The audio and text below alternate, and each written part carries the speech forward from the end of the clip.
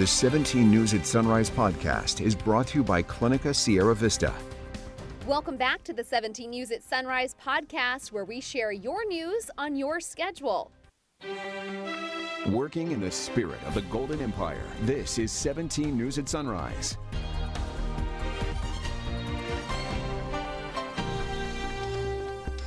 Good morning here at 5 a.m. Thanks for waking up with us. It is finally Friday. Thank goodness. It's 5. You've been here for like 3 days. I always feel though, I know I've only been here for 3 days, but I always feel like after coming back from, some time off, yes, the first couple of days back make it feel like, And part eternity. of it, I think, is you always need like a vacation after your vacation. Yes. Even if it's time off for something else. Yeah. Like you always need time at home before you go back to work. Yeah, probably like a mental break or something.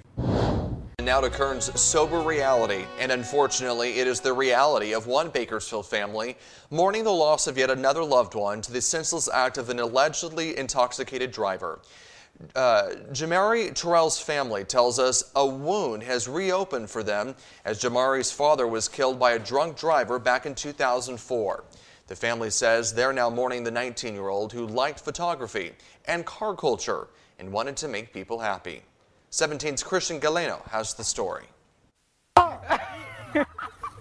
No matter what situation it is, he'll always find a way to make you happy. And yeah. Peter Viesna Sang met 19-year-old Jamari Terrell when they attended Kern Middle School. He's now left without words. Wednesday night, Jamari was headed home after dropping off a friend on White Lane and Dovewood Street. Minutes before 11, a suspected drunk driver in an SUV struck Jamari's coupe, abruptly ending his life. Was like literally my right-hand man. His brother Jermaine got a call minutes after the crash. He rushed to the site only to find a mangled car and Good Samaritans attempting to keep his younger brother alive. The only thing that was on my mind was making it to my brother and seeing him one last time. But it was too late. I couldn't even breathe when I seen him. Jamari was a graduate of the class of 2020 at Ridgeview High School. He aspired to become a firefighter. His brother tells us Jamari was in the process of joining the fire academy. I was growing up, I always talk about, I'm gonna be a firefighter, I'm gonna be a firefighter. I was like, you gotta do what you gotta do. Bakersfield police identified the driver of the SUV as 29-year-old Kimberly Fomasuk. She was arrested on a charge of gross vehicular manslaughter while intoxicated, felony driving under the influence resulting in death, and DUI. I forgive you. There's not much I really can say to her because, again, my brother's gone. It won't change anything. But I do forgive you, and that's all I can say. That was 17's Christian Galeno reporting. Loved ones held a candlelight vigil last night on White Lane and Dovewood Street, honoring the life of 19-year-old Jamari Terrell.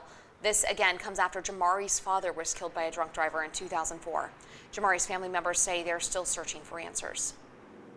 He was not in the wrong. A senseless driver took his life, and they ran away and left him. I'm 61 years of age. I just buried my oldest child, and now my child is burying her child behind somebody taking his life. A GoFundMe to help cover funeral expenses for Jamari has been created, and you can find a link on our website, kget.com. Now in its third week, Russia's invasion of Ukraine is intensifying, along with accusations of war crimes. Top diplomats failed to make any breakthroughs with peace talks. Meanwhile, the human toll grows, both in civilian deaths and those forced to flee their homeland. NBC's Bree Jackson has the latest from Washington. Good morning, Alex, Maddie. After days of being stalled, U.S. defense officials say that Russian forces are now within 10 miles of Ukraine's capital. Russian troops closing in on Kyiv. U.S. defense officials say forces could encircle the city in just 1 to 2 weeks. To monitor the situation. One of America's top diplomats is among those accusing Russia of war crimes. They constitute war crimes. They are attacks on civilians that cannot be justified by any in any way whatsoever. While in Poland, Vice President Kamala Harris backed calls for an investigation and visited U.S. troops. In this moment of Russian aggression and Putin's war, we take seriously our commitment to defend, if necessary, every inch of NATO territory. The trip follows a disconnect over Poland's plan to send fighter jets to Ukraine, something top Republicans are still demanding. Enough talk. People are dying. Send them the planes that they need. Speaking from his office Thursday, President Volodymyr Zelensky also denied Russia's claims that Ukraine is preparing to fight back using chemical weapons. On Capitol Hill, U.S. intelligence officials warned Russia may launch false accusations to lay the groundwork for a cover-up. This is a classic move by the Russians. President Biden says cutting off Russian oil into the U.S. is only part of the fight against Putin's war. He's now facing a more united, energized, resolute NATO in the West than he ever imagined. The White House plans to announce more punishments against Russia today. Later today, President Biden is expected to call for an end to normal trade relations with Russia, clearing the way for increased tariffs on Russian imports. In Washington, I'm Bree Jackson for 17 News. A $13.6 billion emergency package of military and humanitarian aid for besieged Ukraine and its European allies easily won final congressional approval yesterday, hitching a ride on a government-wide spending bill that's 5 months late but loaded with political prizes for both parties. The Senate approved overall $1.5 trillion, the legislation by a 68-31 bipartisan margin. Democrats and Republicans have battled this election year over rising inflation, energy policy, lingering pandemic restrictions, but they've rallied behind sending aid to Ukraine, whose stubborn resilience against brutal force has been inspirational for many voters. And on the front lines of the refugee crisis in Poland, a team of leaders from CityServe International, some of them from Bakersfield, are trying to meet the immediate needs of traumatized refugees streaming across the Ukraine-Poland border. We received this report yesterday from Bakersfield's Wendell Vinson, senior pastor at Canyon Hills Church and co-founder of CityServe International. Imagine, if you will, your entire life, your children, your household goods, your clothes, everything being loaded up in one suitcase and having to make the trek across the border into another country just so that you can have hope for tomorrow. That's what's happening with these women and their children. They cross over the border. We left everything in our country and came to something very unknown. So it's a very fearful situation for us to walk into the unknown and not know what's awaiting us. The place we came from, the sirens were there because the alarm about the bombs. No electricity, no lights. A lot of people are in panic. When we came to the border on the Ukrainian side, someone helped us from the Red Cross. We were able to rest and eat, so we were taken care of every step of the way. We can't understand why this war is happening. We hear about friends in villages and cities nearby. Their houses have been bombed and our people are killed. We don't understand how this can happen. You awake in the morning and you fear. You don't even know. You count days, you live to survive, and you're under constant fear. Why this? How can this be? There is a lot of propaganda from the Russians, unfortunately. It's not the truth. It's a lot of lies. But we want to share the light, and we want to share the experience and the truth about what we've been through, even for our relatives, so that they know what we've been through. On the other side, thankfully, there are churches and people that care there to serve them and help them. It's a tragedy. It's heartbreaking. But in the midst of the pain, there's hope. All right, that was Pastor Wendell Vinson in Poland. Well, some people took to the streets in Southwest Bakersfield last night to signal their support for Ukraine in the wake of continued Russian aggression. This is a country that, doesn't have that many resources, and so going through an invasion, it's just going to cripple their economy. It's going to cripple, the livelihoods of a lot of people, and so we're definitely against any kind of invasion, any kind of war, and we're just here trying to raise awareness. So. The rally showing solidarity with the embattled nation took place from 5 to 7 p.m. at the corner of Stockdale Highway and California Avenue. From our 17 follow-up file now, we now know the name of a man who was found dead inside a water well in southwest Bakersfield. The coroner's office identified him as 27-year-old Jerome Christian. Christian's body was found Monday afternoon inside the well on New Stein Road near Demorette Avenue. There is no indication water quality has been affected. A GoFundMe has been set up to help the family with funeral expenses. We've placed a link on our website, kget.com. In your 17 Crime Watch this morning, 3 men have been arrested in connection with the January 2020 killing of 19-year-old Nayeli Gonzalez of Delano. Gonzalez was shot and killed while sitting in the bleachers of Cesar Chavez Park. On Saturday, Delano police arrested 18-year-old Kevin Gonzalez of McFarland, and yesterday they arrested 21-year-old Jonathan Gutierrez and 18-year-old Alexander Carrillo, both of Bakersfield.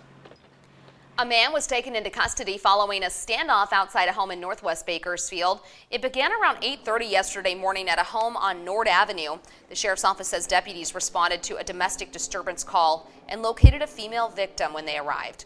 KCSO says 43-year-old David McGowan refused to surrender and was later found hiding in the backyard. He was booked on charges of domestic violence along with other gun charges. And a reminder, if you experience domestic violence or you know someone who has, there's help available. Always call 911 in an emergency. You can also call the Alliance Against Family Violence and Sexual Assault at 322-0931. The crisis line is 327-1091. And the National Domestic Violence Hotline is 1-800-799-SAFE.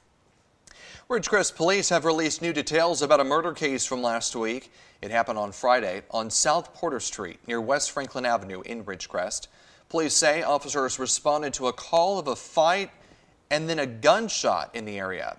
When they arrived, they saw a vehicle quickly exiting the neighborhood. Meantime, officers found a man lying in the street who died from a gunshot wound. After a short pursuit, 28-year-old Erwin Moore, Jr. and 32-year-old Brian Kuykendall were arrested. They have pleaded not guilty on murder charges. The name of the man who died has not been released. 5:34 is your time now in your 17 Court Watch. Attorneys say they're ready for trial in the case of a man who told authorities he killed his daughter-in-law for dishonoring him. A trial date of March 23rd was set yesterday for 67-year-old Jagjit Singh, charged with first-degree murder in the shooting death of 37-year-old Sumandeep Kaur Kunar back in August of 2019 in southwest Bakersfield. Court documents state that Singh told police he shot Kunar because she was having an affair and threatened to leave the family, and he also told them she threatened to call police and claim he sexually assaulted her. Making news around the state, police were taking on a lengthy vehicle pursuit through Orange County last night. Take a look at this. The CHP chased the driver of a black Range Rover through highways and residential areas. The driver was slowed down by a spike strip along or after dodging several earlier attempts. Those successful spikes still did not stop the driver for quite some time. Soon the driver started losing control of the vehicle and he pulled into a gas station. He was arrested there without incident. The World Health Organization's warning of a potential new COVID-19 variant called Deltacron. It's a combination of the Delta and Omicron variants. Deltacron's been detected in France, the Netherlands, Denmark, and the U.S., but experts say it's too soon to worry about the variant and that it does not appear to spread as easily. Now to the latest cases in Kern County, and public health reported 9 new deaths from COVID-19 yesterday and 175 new cases. State data shows hospitalizations continue to fall, with 74 COVID-19 positive patients in area hospitals. 11 more are in the ICU. Masks on public transit will be needed for at least a little longer. The TSA is extending its mask requirement for another month. It will now go until at least April 18th. Government officials say the CDC is working on coming up with new guidelines that would ease the nationwide mask mandate on public transit. Hello, this is Tim Callahan with Clinica Sierra Vista, and we're excited to unveil the Community Health Center of the Future, our comprehensive care center. It's located right across the street from Memorial Hospital. We have every service under one roof, from family medicine, OBGYN care, dental services for adults and children, behavioral health, and much more. So find your way to better care at Clinica Sierra Vista this year at our Comprehensive Care Center. Visit our website, clinicasierravista.org, for the latest on this project. We'll see you soon. A local organization known for helping people with developmental disabilities had the chance to show off its new headquarters yesterday. Bakersfield ARC, formerly known as BARC, held a ribbon-cutting ceremony for its new administrative headquarters, located on California Avenue near Hobby Lobby. Organization officials, along with federal, state, and local leaders, highlighted changes to their program, going from site-based employment to partnering with local businesses. We're just excited to be moving into our new facility here for administration and being 100% community based. Being the first ones to do that and make that commitment that, hey, our people that we serve, they deserve to be in the community like everybody else. Bakersfield Arcs has also announced a partnership with Grimm Family Education Foundation and Clinica Sierra Vista to build a community garden. In sports news this morning, baseball is back. We're all excited about that. And players have voted to accept Major League Baseball's latest offer for a new labor deal, paving the way to end a 99-day lockout and salvage a 162-game regular season. The union's executive board approved the agreement in a 26-12 vote, pending ratification by all players. The deal is still pending approval by MLB's owners. Opening day will be set for April 7th once it's ratified. So Maddie knows how excited I am about this. By the way, this means that your boys will be excited as well. I know. They'll be excited. We're definitely going to go to a game or two this season. Well, after playing their most complete game of the year Tuesday, the CSUB men's basketball team entered the quarterfinals of the Big West Conference Championships today, needing to dethrone the tournament's top seed to keep their season alive. 17 Sports Director Taylor Schaub has a recap. 24 hours after the women nearly knocked off tournament favorite Hawaii, Rod Barnes' runners had the chance to refute the odds makers in nearby Las Vegas. CSUB played to their fullest potential in the championship's opening round. They need a repeat performance to take down heavily favored Long Beach State. Both teams trading threes early. 8 minutes in, Long Beach up one. Joel Murray knocks down the triple. Runners would counter. Travis Henderson from the corner, stroking it back to a 1-point game. There'd be 8 lead changes in the first half alone. Here's one. Runners trail by a score. The captain, Justin Elder Davis, with the jumper. CSUB now in front, 27-26. Roadrunners shot 50% from the field as a team in the half. Down 5 now, start of the second half. Justin McCall with the and one. McCall had 19 points, 5 boards. Long Beach State's lead cut to 2. The Beach would start to break away, however. Jaden Jones from beyond the arc. Then it's Joe Murray driving down the left side of the lane to open the lead to 8. Roadrunners' comeback bid would fall short. 72-61 the final from Henderson. Obviously, it was a disappointing season. We had a lot of hopes coming into the season. We came into the conference play and thought that we had a team that could compete for a championship. You know, I wouldn't trade my experience here for the world. I had the opportunity to play in front of my family. Not a lot of people get that opportunity, so, I'm very thankful for Coach Barnes taking a chance on me, and I really appreciate him and love him. We'll be back, and we'll be stronger, and we'll be different. That's not to take anything from anybody else, but we've got to grow for this, and we will. The 11-point defeat combined with the women's heartbreaking loss to Hawaii means CSUB's season and time in the Silver State has officially come to a close. With the latest from the Big West Championship, Taylor Schaub, 17 News. Working in the spirit of the Golden Empire, this is 17 News at Sunrise.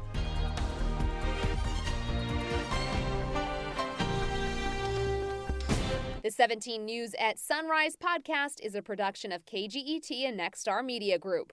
For more on all of the headlines in today's show, head to kget.com.